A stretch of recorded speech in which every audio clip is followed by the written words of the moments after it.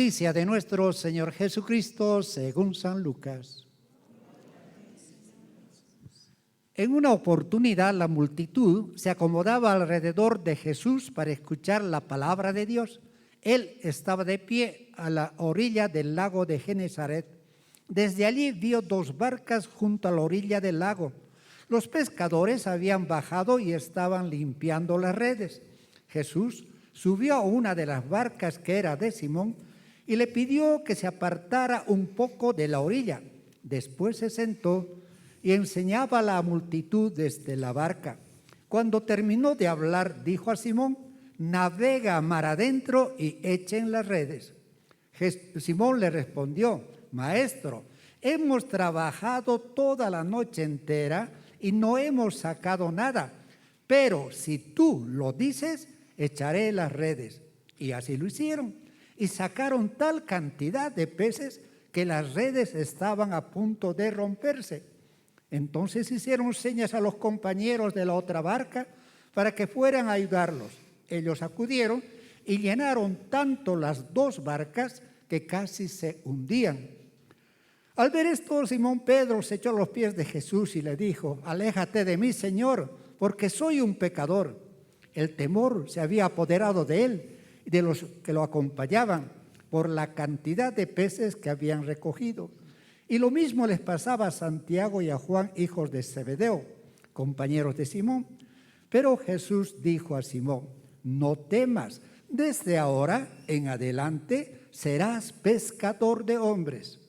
Ellos atracaron las barcas a la orilla y, abandonándolo todo, lo siguieron. Palabra del Señor. Gloria a ti. Oremos un momento, hermanos, para que el Señor nos conceda a todos la gracia de poder comprender su palabra. Iriam barandara siriam baranda, gloriam barandara siria saram barandara sim, iriam baram barandara siriam barandara, gloria saram barandara sarairam barandara sim, oriam barandara saram barandara rei, iriam barasara iram barandara rei.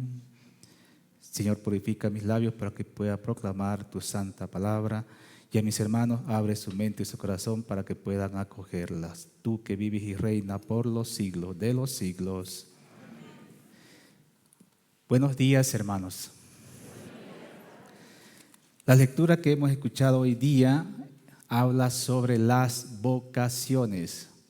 Y permítame pues hablar un poquito sobre las vocaciones, que no solamente es de los sacerdotes o de las religiosas, también de ustedes, amados hermanos. Primero, ¿qué es una vocación? Algo que te dedicas, un llamado. Todos tenemos vocación, todos somos vocacionados. Dios ya pensó en ti, dice la palabra de Dios, usted lea en Efesios 1, 4, 5. Desde antes que existiera la creación, ya Dios te destinó para que seas santos e irreprochables ante Él por el amor. Y si usted lee Jeremías 1, 4, 5, dice: antes de formarte en el vientre materno, yo ya te conocía y te consagré y te destiné a ser profeta de las naciones. Y si usted lee Isaías 49, 1, dice: desde el vientre materno te llamé. Desde el vientre materno te llamé por tu nombre. O sea que antes que papá y mamá o quien haya puesto el nombre, ya Dios nos puso nombre. Usted nomás ha sido un medio, nada más. Estuve en Italia, en España, y me preguntaron: ¿quién te puso el nombre? La verdad no sabía en ese momento, ¿no? Tuve que venir a Bolivia y preguntarle a mi mamá: ¿quién me puso mi nombre? Tu abuela, me dijo. Ya mi abuela ya muerta, y cómo preguntarle por qué me puso Aldo. Lo que vemos aquí, hermanos, ya en Isaías 6:1, pues habla de esta vocación de Isaías. Entonces, ¿qué es la vocación? Pues es un llamado que Dios nos hace para una misión específica. Dios, que lo puede todo, amados hermanos, entienda esto. Dios, que lo puede todo, porque Él es el creador de todo, no necesita de nosotros, pero nos llama para que entremos en el plan salvador que Él tiene para nosotros mismos. Entonces podemos hacernos nosotros la pregunta, ¿por qué Dios, que todo lo puede, llama a unos servidores, a unas criaturas que muchas veces son débiles, como lo han dicho en su reflexión de lo que han dirigido antes la misa, que somos débiles, para que entremos en el proyecto de salvación que Él nos envía a todos? Todos estamos metidos aquí, ninguno se salva. Y entonces, ¿cómo es que Dios, que todo lo puede, nos llama a nosotros, criaturas a veces inútiles, como dice Jesucristo, somos siervos inútiles, criaturas débiles por el pecado, como leemos en Isaías, Pedro, San Pablo, y nos llama a que sirvamos, le ayudemos en este plan de salvación? La única respuesta que yo encuentro, hermano, la única respuesta que yo encuentro es el amor. No hay más. Dice San Pablo, Él me alcanzó primero, Él me amó primero. Yo siendo un pecador. La frase de San Pablo es, donde abundó el pecado, sobreabundó la gracia. Dirá en la lectura que hemos escuchado, dice, yo el último apóstol y aborto, dice, por no decir. Y eso, no merezco ser llamado apóstol porque perseguía a la iglesia. Y todos sabemos el pasaje, ¿no? que en la Biblia lo encontramos 3 veces. Pero aún así Dios me llamó. Aún así Dios me amó para que sea profeta, para que sea apóstol, para que predique la palabra de Dios. Hermano, entonces la pregunta, ¿por qué Dios, que es todopoderoso y todo puede, nos llama a servirlo donde estemos? Sea como sacerdotes, sea como religiosos, sea como proclamadores de la palabra, sea como pastoral de la familia, sea como jóvenes, donde estemos, por amor. Porque en su infinita misericordia Dios nos amó y pensó en nosotros. Dirá Jeremías, me sedujiste, Señor, y me dejé seducir. Eras más fuerte que yo no quería hablarte, pero había algo interno, interior, en lo íntimo, que me empujaba a hablar, a proclamar la palabra de Dios. Hay algo interno. Entonces aquí entramos que en el proceso de vocación hay 2 momentos. Hay 2 momentos, que uno lo dijo ya Fray Pedro. Hay 2 momentos que son cruciales en la vocación y usted lo va a entender muy bien a través de la lectura. Escuche bien lo que dice la primera lectura. Este hombre estaba, dice, en el templo. Isaías estaba en el templo y en el templo dice, yo vi al Señor sentado en el trono elevado y excelso, y las orlas de su manto llenaban todo el templo. Unos serafines estaban de pie por encima de él. Cada uno tenía 6 alas y decían, santo, santo, santo. Entonces, amados hermanos, el primer momento que vemos aquí de la vocación es este momento de fascinación, de admiración. El primer momento de la vocación, hermano, es fascinarse por Dios, admirarse por Dios, encontrar la belleza inesperada donde no la vemos muchas veces. El contexto que lo dice ahí, usted lo puede leer mucho más. El contexto es que este hombre está en un pueblo de labios impuros. Él mismo es de labios impuros. Y si usted lee seguidamente el texto, le va a decir, ¿a quién enviaré? Envíame a mí. Hasta ahí llega el texto. Pero si usted lee el texto, dice, mira que te envío a un pueblo que no te va a escuchar. Es un pueblo de corazón duro. Entonces ya se imagina usted el contexto de la vocación de Isaías. Podemos decir, un país, un pueblo, una ciudad, una familia, una comunidad, un grupo, lo que sea, pecadores, de labios impuros, corruptos, mentirosos, chismosos, chismosas, un pueblo pícaro, maleante, un pueblo que roba al pueblo, un pueblo que asesina, que viola. Estamos nosotros, lo repiten cada vez ese caso ¿en dónde es? En La Paz, ¿no? ¿Cómo puede ser un hombre que mate y entierra a las pobres muchachas? Y encima, no sé cuántas más, 700, engaña, etcétera. En este pueblo Dios te está llamando. Dios se manifiesta. Ahora, hermano, ¿cuál es el requisito para encontrar a este Dios? Para ver la belleza inesperada en este mundo de caos, en este mundo de pandemia. Fascinarse, admirarse, encontrar la belleza inesperada en todo, incluso hasta en la muerte. Estamos en una cultura de muerte. Esta pandemia ha sido provocada. Y entonces, ¿cómo encontramos a Dios ahí? Que usted está con barbijo. Yo ahorita no, porque estoy alejado, pero estoy con barbijo. ¿Cómo encontramos a Dios? Admirarse por la creación. Y para llegar a ese punto, lo dice el Evangelio. ¿Cómo podemos nosotros admirarnos? Dice el Evangelio. Jesús llega, dice, ahí donde está la orilla, hay una multitud y comienza a predicar la palabra de Dios, y como se amontona más, le dice a Pedro: navega mar adentro. Y comienza a predicar, y comienza a predicar, y comienza a predicar, y comienza a predicar. Pero la palabra clave aquí, hermano, es navega mar adentro. Navega mar adentro y echas las redes. Amados hermanos, ese navega mar adentro es entre lo más profundo de tu ser.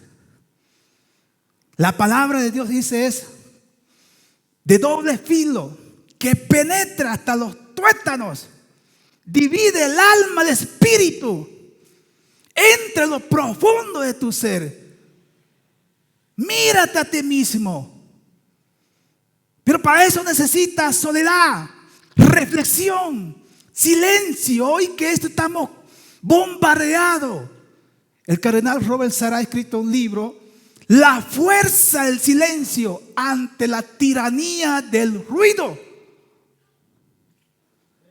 Hermanos, cuánta gente hoy tiene miedo al silencio, tiene miedo a la soledad, no quiere entrar en sí mismo, no quiere meditar, reflexionar, no quiere beber de su propio pozo.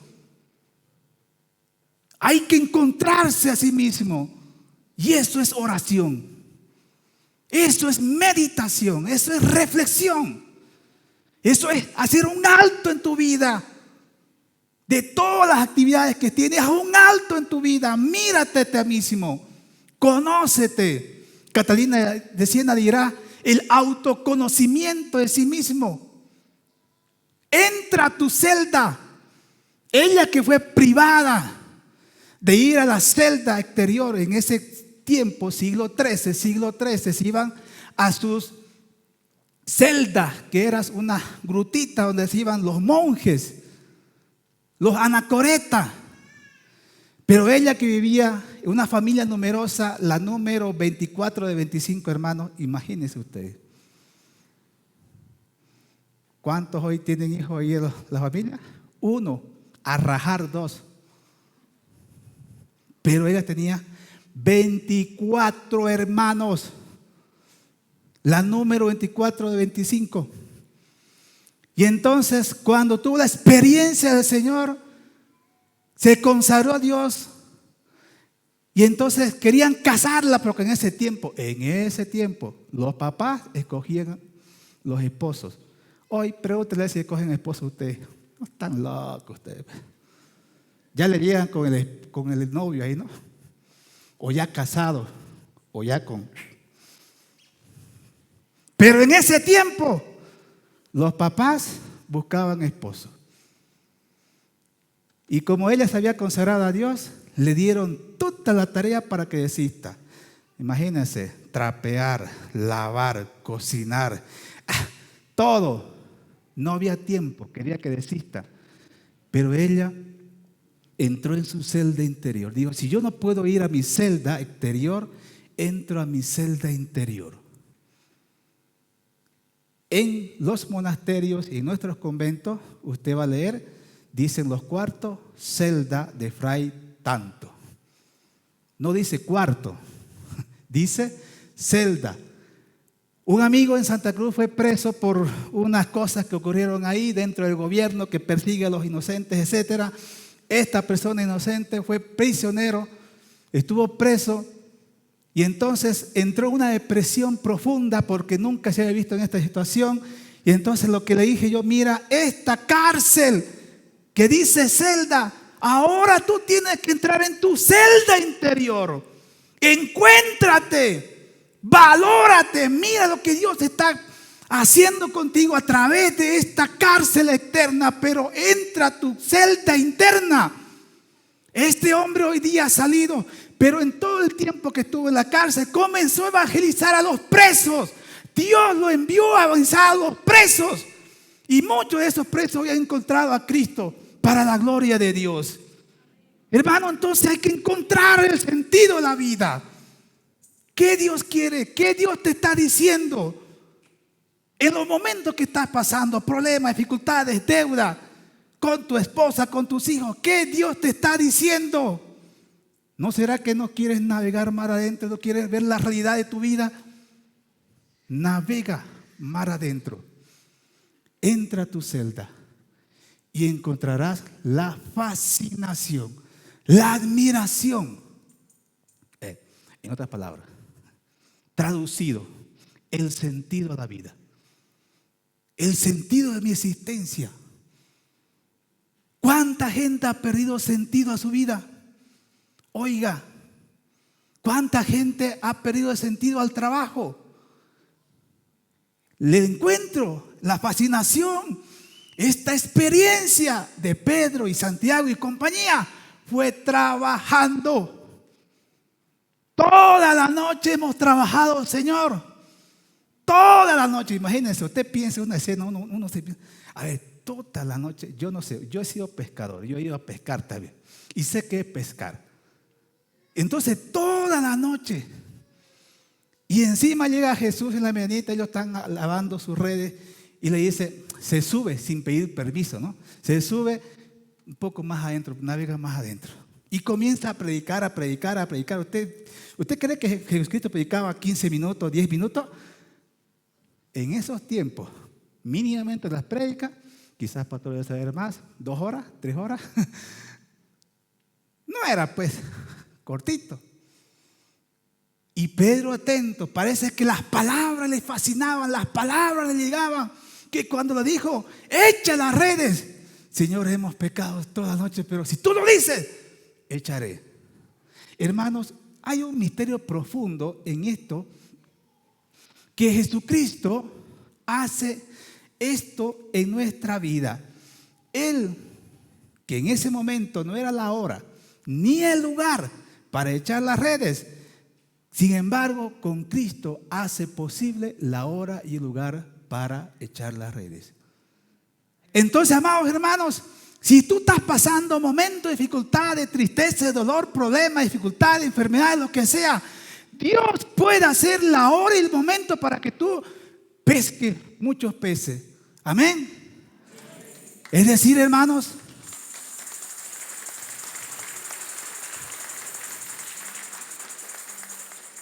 de lo imposible, Dios hace posible. De lo imposible, Dios hace posible. Pero repito, primer momento,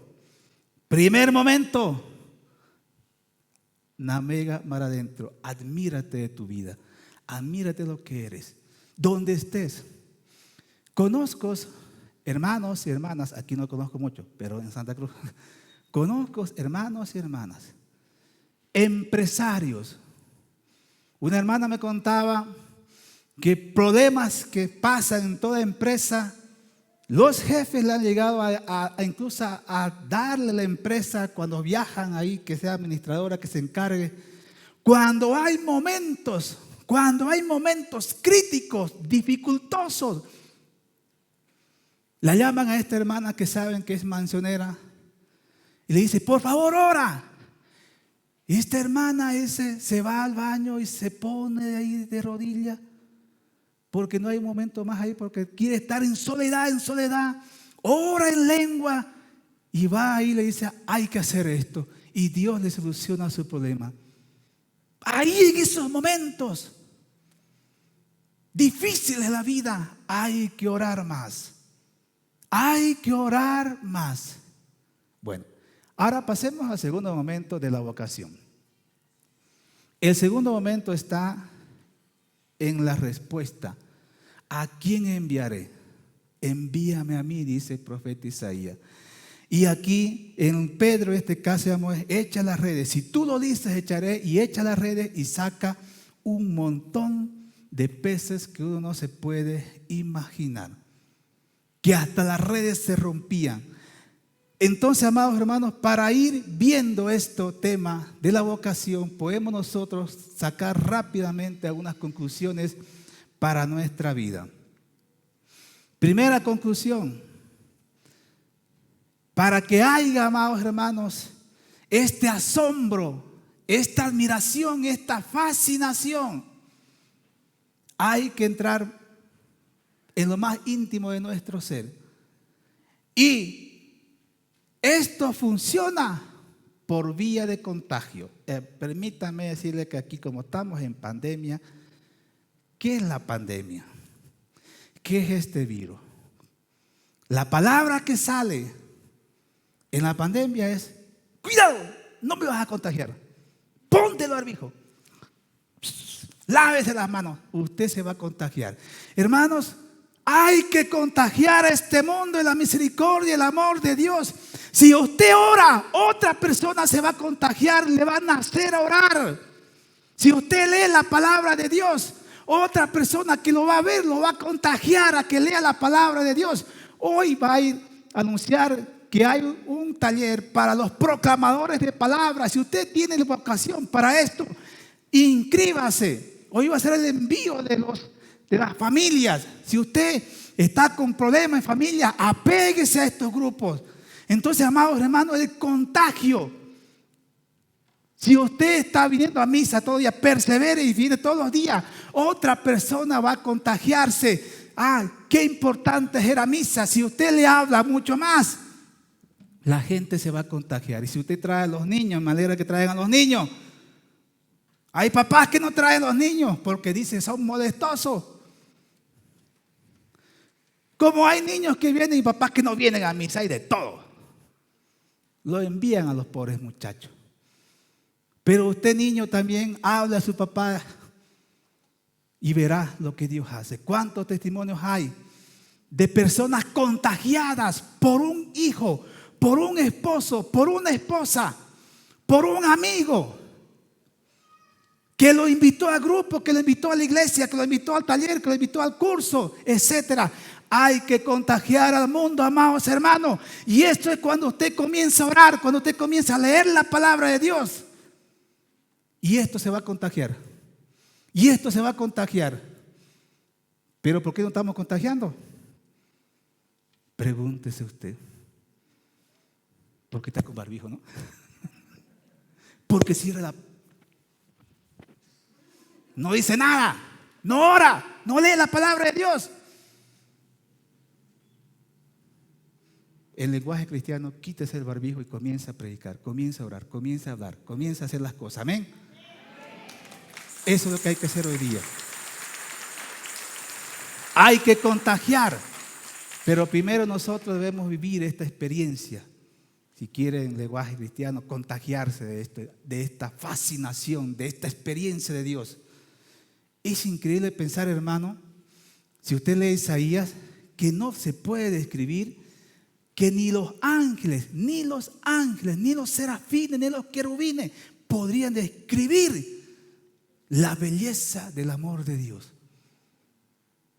Una de las metas centrales para ustedes papás, para ustedes amigos, para todos ustedes jóvenes, especialmente jóvenes que tienen vocación a la vida consagrada, una de las metas centrales en las monjas es ver a Dios, contemplar a Dios. Eso es el culmen. Nuestras monjas que están en el templo, ahí encerradas, que ustedes dicen, ay, ¿para qué tanto están encerradas ahí? Están más felices que ustedes. Porque la meta central de ellas es ver a Dios, contemplar a Dios, mucho más en la Eucaristía, en el templo, en todo lo que hacen. Porque ellas no solamente oran, también hacen chocoteja, hacen yogur, hacen no sé qué cosa, también carpen ahí, también lavan, hacen todo. Ellas cocinan, no tienen empleadas. Pero ahí encuentran a Dios, en todo. Amén. Que el Señor nos conceda a todos nosotros esta gracia de fascinarnos y de poder escuchar su palabra y poder decir como Isaías y tantos otros, San Pablo y todos los apóstoles, aquí estoy, Señor, envíame a mí. Amén. Nos ponemos de pie, vamos a profesar nuestra fe diciendo juntos: creo en Dios, Padre Todopoderoso, Creador del cielo y de la tierra.